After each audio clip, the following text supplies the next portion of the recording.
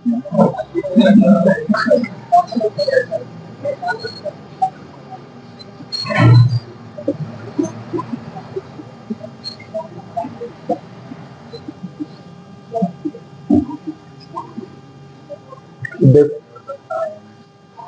का हमारा टॉपिक है संयोजकता एवं सहसंयोजक बल।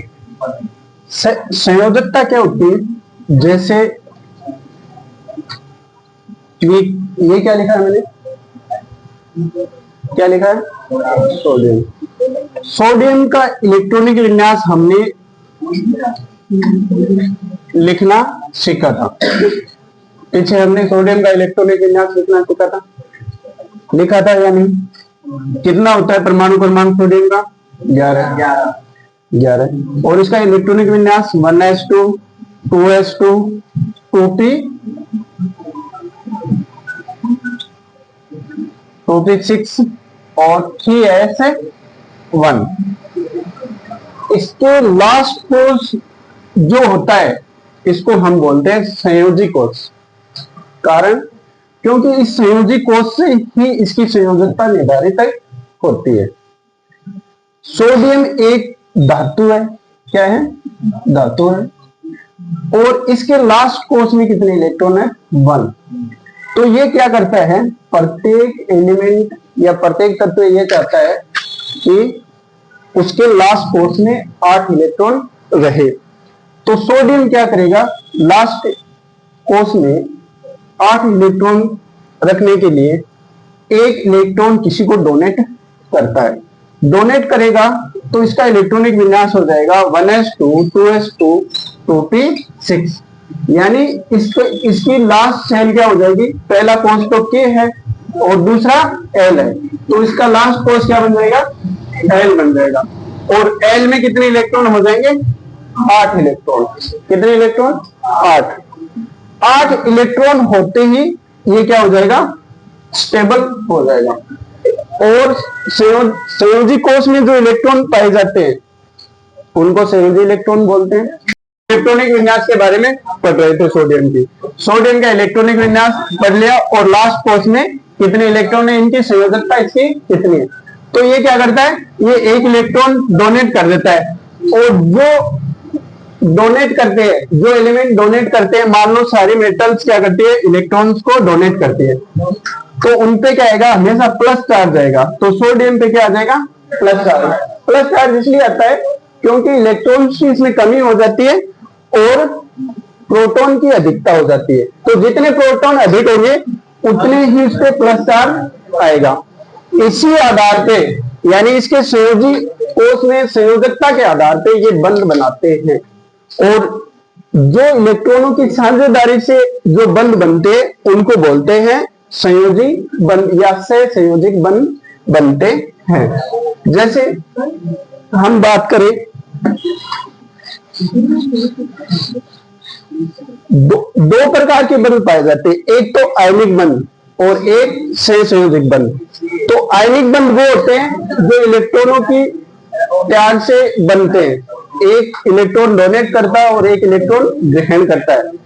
वो मेटल और नॉन मेटल्स के बीच में बनता है, जबकि सहसंयोजक बंध इलेक्ट्रॉनों की समान साझेदारी से बनते हैं। जैसे हम देखें कि हाइड्रोजन है, हाइड्रोजन का इलेक्ट्रॉनिक विन्यास क्या होता है, या परमाणु क्रमांक होता है 1 और इसका इलेक्ट्रॉनिक विन्यास होता है 1s1। ठीक है।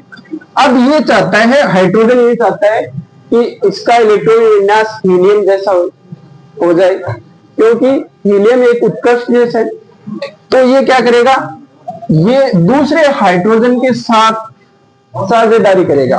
कैसे?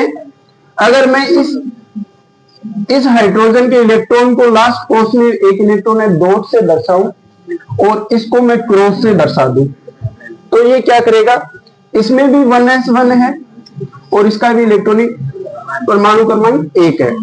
तो देखो ये क्या करेगा। अब अगर हम देखें तो इस एक राउंड सर्कल से यह पता चलता है कि इसके पास भी 2 इलेक्ट्रॉन हो गए और इसके पास भी 2 इलेक्ट्रॉन हो गए। तो ये दोनों क्या कर रहे हैं, साझेदारी कर रहे हैं। अगर दो इलेक्ट्रॉन साझेदारी करते हैं या दो इलेक्ट्रॉन पेयर के रूप में साझेदारी करते हैं तो हमेशा एकल बंध बनाता है। तो कई बार आपके पूछा जाता है कि H2 परमाणु में किस प्रकार का बंध पाया जाता है, तो वो पाया जाता है एकल बंध। कौन सा बंध? एकल बंध। ऐसे ही मान लो एकल बंध कैसे, अगर एक एक इलेक्ट्रॉन की साझेदारी होती है तो उसको हम बोलेंगे एकल बंध। कैसे, देखो साझेदारी कैसे होती है। अब मान लो ये H2 है, ये H है, तो इसके पास कितने इलेक्ट्रॉन हो गए? 2 इलेक्ट्रॉन हो गए ना। हीलियम जैसा विन्यास हुआ या नहीं हुआ? हीलियम का परमाणु क्रमांक कितना होता है?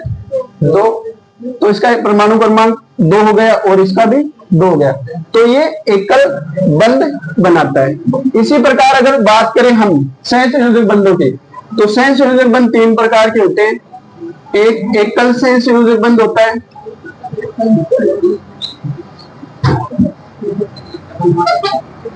और दूसरा द्वि सहसंयोजक बंध होता है।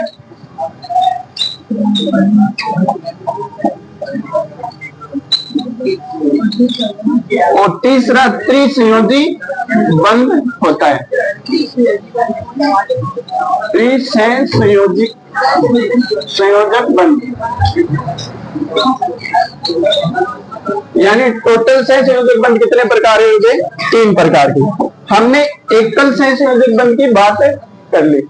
अगर हम बात करें द्वि सहसंयोजक बंध की, तो द्वि सहसंयोजक बंध देखो किस प्रकार पाया जाता है।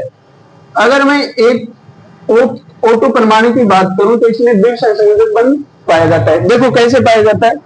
अगर मैं यहां इसका डॉट स्ट्रक्चर शो करूं तो इसका इलेक्ट्रॉनिक विन्यास ऐसे होता है। देखो 1s2 2s2 2p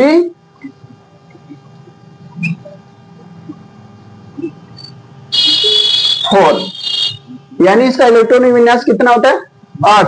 तो लास्ट फोर्स में कितने होते हैं इसके? 6। तो मैंने इसको ऐसे डॉट स्ट्रक्चर से शो कर दिया, सॉरी क्रॉस सेक्शन से। और ऐसा ही परमाणु मैं इधर बनाऊं तो इसको मैं डॉट स्ट्रक्चर से शो कर देता हूं। ठीक है, यानी इसको लास्ट फोर्स में 8 इलेक्ट्रॉन करने के लिए कितने इलेक्ट्रॉन की? 2 की आवश्यकता है, और इसको भी 2 की आवश्यकता है। तो ये दोनों क्या करेंगे? आपस में साझा करेंगे।